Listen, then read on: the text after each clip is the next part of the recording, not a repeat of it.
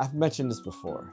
If you were to ask me what controller would I recommend for a Nintendo Switch or a PC, usually I'm going to recommend a third-party controller.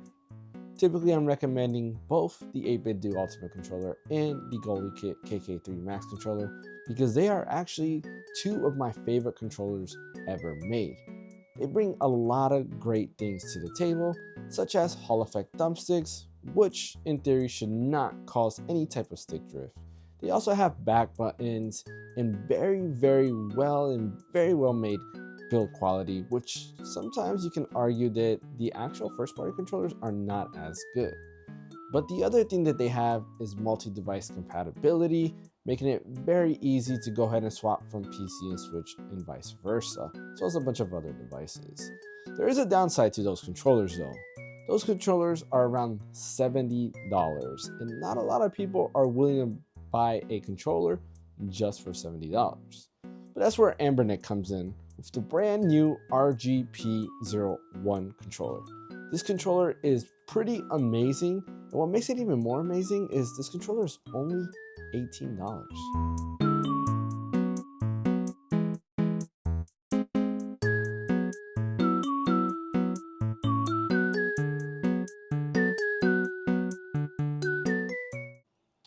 First off and foremost, I know I'm a little bit late for this video.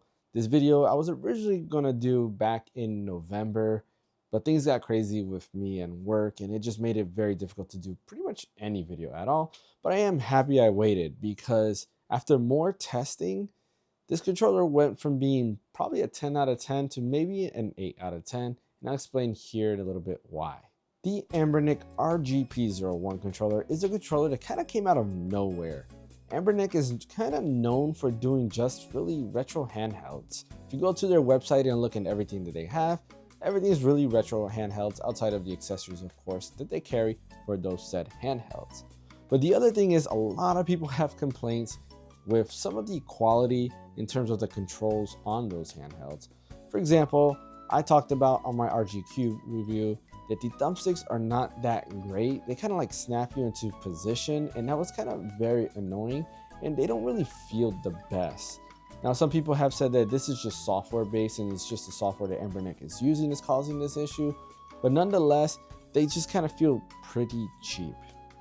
But the RGP01, which is definitely a handful, and I don't know why Anbernic just does all these crazy names, but the RGP01 actually is the opposite of those when it comes to controller feel. The control actually feels really good. Let's start off with similarities.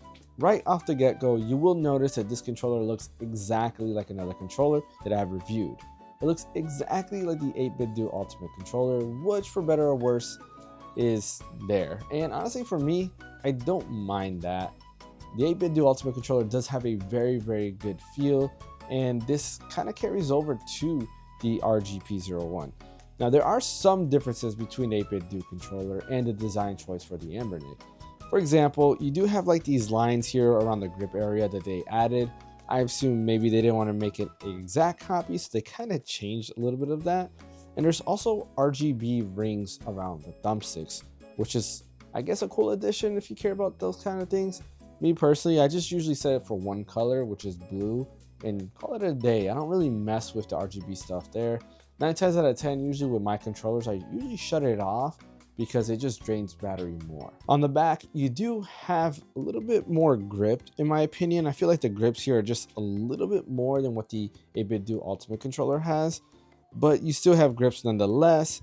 The back buttons also are a little bit differently shaped, and the button that you would use to go ahead and program those back buttons is also on the back versus the front that the 8-Bit Do Ultimate Controller had. When it comes to the thumbsticks, there are, like I said, Hall effect sensors, and they do have a different style of the thumbsticks, so they're not exactly one-to-one copy. For me, I prefer the 8-Bit Do Ultimate Controller. It has a little bit more, I guess, grippiness to it versus this one. I find my thumb slipping off of it a little bit more than the 8-Bit Do Ultimate Controller. The D-pad is very similar to what the 8-Bit Do Ultimate Controller has, and everything else I would say feels very similar to what the 8-Bit Do Ultimate Controller has as well. The front face buttons also are actually really good. I really do like the feel of these front face buttons. They might be a little bit loud and might have a little bit of a stick, but not a lot. I'll say nothing you wouldn't get from, say, an Xbox controller. Now, one thing that is pretty noticeable off the get-go, and at least on my unit, I've noticed it, is the triggers. The triggers kind of have like no resistance whatsoever, making it very easy to go back and forth. But the downside to this is it just doesn't feel right, in my opinion. It feels very cheap when it comes to the triggers. I would say this is probably the only negative that I have about this controller, is really just the triggers. I am not a fan of how these triggers feel. And to be fair, I've used the GoldieKit KK3 Max controller as my main controller for quite some time. And when comparing it to that, at least, it is a huge difference. I 100% prefer the KK3 Max controller over this controller. But if I were to compare it to the Ultimate controller, which this is trying to mimic, I guess, without, fully copying, I still think the 8BitDo controller's triggers just feel a lot better. Overall, they have better travel when compared to the RGP01. Also, I'm tired of saying RGP01. It's just a lot of letters. I'm probably just gonna say the Anbernic controller from here on out. Now, in the box, it comes with an adapter that you can use to transmit over 2.4 gigahertz. It is also Bluetooth enabled, so you can also connect using Bluetooth. And then, of course, you get your standard charger as well. It is a USB-C to USB-A charger. But for my testing, any USB-C charger seems to work. I have a C2C Sabrent cable that I use that actually has a display on it, and that is able to charge this controller with no issues whatsoever. There's also a very handy instruction manual. My biggest issues with a lot of these controllers is you kind of need the instruction manual. And the reason why is because in order for you to go ahead and change the mode your controller is going to pair in, all of those button presses and kind of like the combination you need are in that instruction manual. And me personally, I still have yet to remember all of them, but at least the major two ones that I've been using quite a bit seems very easy. For example, if you want X input on the Anbernic controller, what you do is on the top, there is a pairing button. You go ahead and press and hold that and press the X button at the same time. It would go into X input pairing. From there, you can go ahead and just do a Bluetooth connection to whatever device. I've used it on the ROG Ally X when I'm playing Marvel Rivals, and it kind of just shows up and just works. If you want to go back and pair it to the 2.4 gigahertz adapter, all you would do is go ahead and press the top button again, and this time, instead of pressing X, you will press Y, and this will allow you to go ahead and pair back to the 2.4 gigahertz adapter. The adapter itself has a sync button that you do have to press and hold, and this will allow you to go ahead and synchronize those two. There is a downside to doing all of this, which I wasn't a big fan of, and I don't like, and I wish they added this feature. When you pair from one device to another, it kind of loses its memory of the previous device. So when you go back to, let's say, X input through Bluetooth, it doesn't automatically repair. You actually have to manually pair all over again. That is kind of a negative. Just to kind of give you a kind of example of what I'm talking about, with the KK3 Max controller, if I want to go ahead and pair it, let's say, to my PC and using the adapter, and then I want to go ahead and use it on my ROG Ally X through Bluetooth, all I have to do is press a button and it will switch over to the ROG Ally X. Once it's paired there, it remembers that it's paired there, and I don't have any other issue in terms of connecting it to some other device. The 8BitDo Pro 2 controller is very similar in that aspect as well. I can go ahead and toggle the switch that allows me to switch to different inputs. It remembers what device it was paired to with that input there. So if I was in switch mode, for example, it would remember I was connected to the switch. If I go into Apple mode and let's say pair it to my Mac, which is usually how I use it, it'll remember that I was paired to my Mac. I don't have to go ahead and repair it all over again. And to me, I think that's a pretty big negative. It's kind of annoying and it makes me not want to use it on multiple devices. Again, that might be a me thing because I do have quite a lot of devices out there and I do kind of juggle around what my controllers are paired to. But if you're only using this for just one console or one PC, then I'm pretty sure you'll be fine. The other thing I want to go ahead and talk about is latency. Now, I will tell you this, I am not huge into testing latency. I am not like Linus Tech Tips or any of those guys that put something on my monitor and measures latency. And unfortunately, that's not me. But I will tell you this, if I notice any type of latency issues, usually I will talk about it because I feel then the latency is noticeable.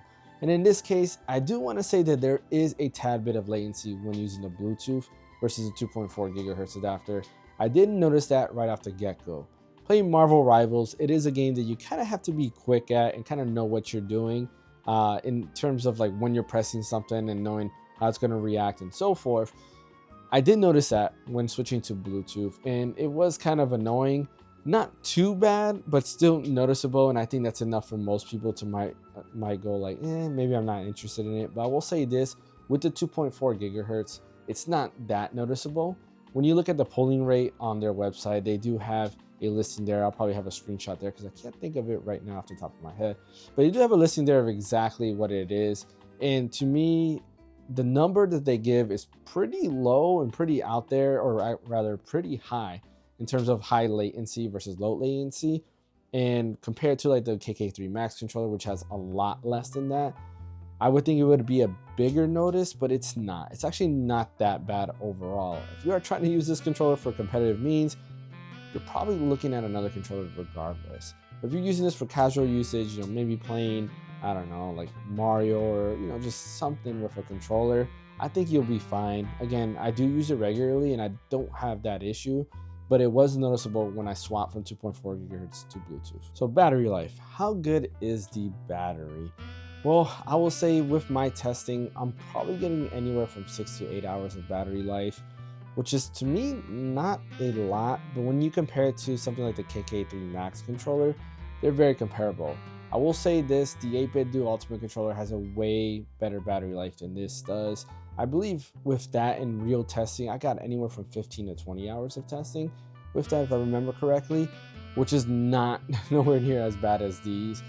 That being said, I don't think it's a big issue. Like 6 to 8 hours is not that bad. You just plug it in, let it charge and do your thing. I was playing it with the RGB lights on. I did not test it with it off, but assuming that once you shut it off, you'll probably get better battery life overall if you don't use any of the RGB lights.